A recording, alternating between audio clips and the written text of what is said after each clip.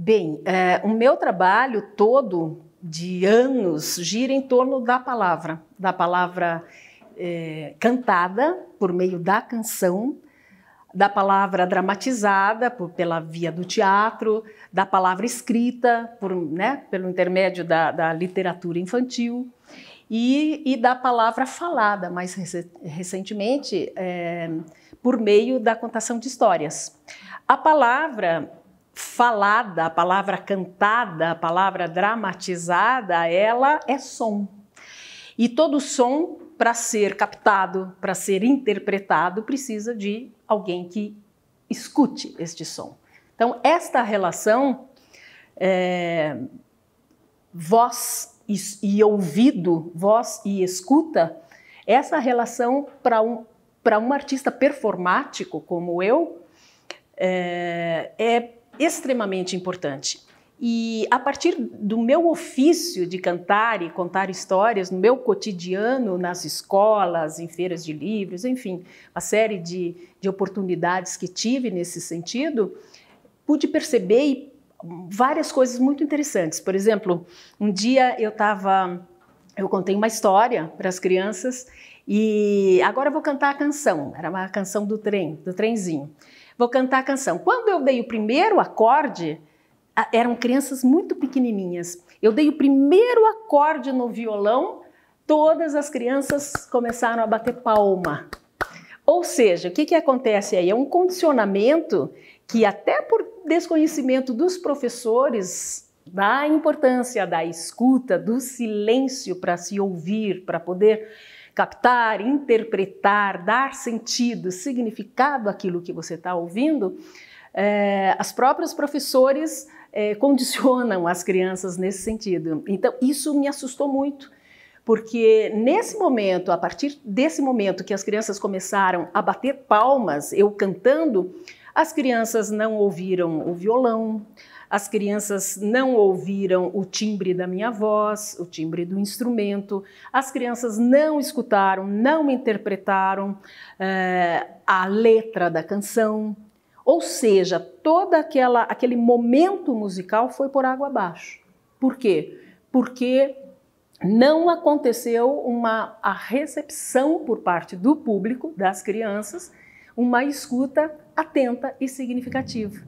E isso me levou a pensar várias questões, a escuta de uma forma geral no mundo contemporâneo, essa crise da comunicação, um tempo cheio de paradoxos, né? Porque ao mesmo tempo que a comunicação nunca esteve tão avançada nas redes sociais, nos meios todos de comunicação, a facilidade que todos nós temos por meio da internet, das redes sociais, de manifestar a nossa palavra, manifestar nossas ideias, manter o diálogo com pessoas de todo o mundo, paradoxalmente, nunca houve tanto desequilíbrio e tantos conflitos na comunicação entre as pessoas, entre pais e filhos, entre os políticos. É uma coisa incrível quando a gente vê o parlamento brasileiro aí, né, naquelas sessões da Câmara, do Senado, o político lá falando e ninguém absolutamente escutando o que aquela pessoa está falando. Enfim, e tantas desavenças hoje no Brasil, toda essa problemática dessas oposições aí, dessa dicotomia, né? Violência verbal, ninguém escuta ninguém, todo mundo quer opinar, mas ninguém quer escutar o outro. A gente vê isso no nosso cotidiano, né? Nas nossas conversas, você está falando, você está sentindo que a outra pessoa já está pensando o que ela vai falar, que é muito mais importante do que eu estou falando e vice-versa. E esse é um assunto muito importante abordado por pensadores, por pedagogos, por professores, por filósofos. O Rubem Alves tem um texto chamado Escutatória, e é muito interessante. E ele cita o Alberto Caeiro, que fala mais ou menos assim: não é bastante ter olhos para ver as flores e as árvores, é preciso também não ter filosofia nenhuma. E aí o Rubem Alves, parafraseando o poeta, fala: não é bastante ter ouvidos para escutar, né? É preciso também ter um silêncio na alma. Então, essa busca pelo silêncio, pela necessidade que todos nós temos de silenciar para receber a comunicação. Os índios americanos também têm uma história muito legal, assim, que um pesquisador dos índios, né, foi numa reunião, e daí ele percebia que um índio falava, uma pessoa falava, e era seguido de um silêncio, de alguns segundos, ficava aquele silêncio, e ele não estava entendendo, não é? Aquele era o tempo que as pessoas estavam dando para assimilar, dar sentido, compreender, pensar, refletir a respeito, e aí dá o retorno, ao contrário totalmente do que esse atropelo, né?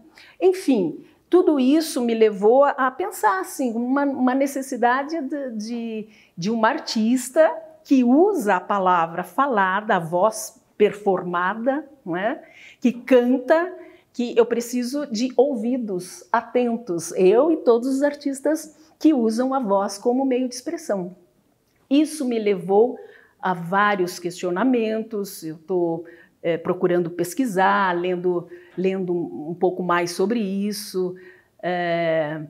E como artista e como musicista, como compositora, que tem a palavra cantada como meio principal de expressão, eu preciso estar atenta a essa, como trabalho também na escola, com professores, e a minha palestra, essa que você citou, era direcionada a professores, e o assunto era os sons das histórias. Foi muito importante, eu senti que toda a plateia se interessou muito pelo assunto, e foi aos poucos, no decorrer do nosso bate-papo, foram questionando várias coisas, se percebendo como pessoas ouvintes, inseridos sempre em uma paisagem sonora, em um contexto sonoro. A gente não se dá conta disso, né? O sentido da visão é predominante.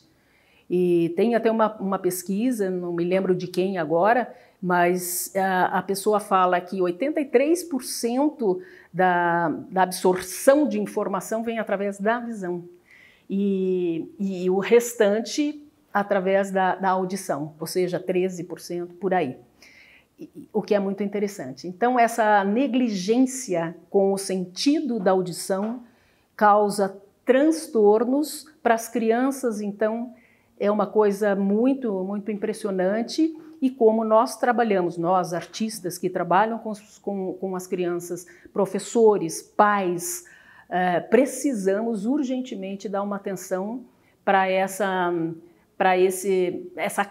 crise aí do sentido da audição.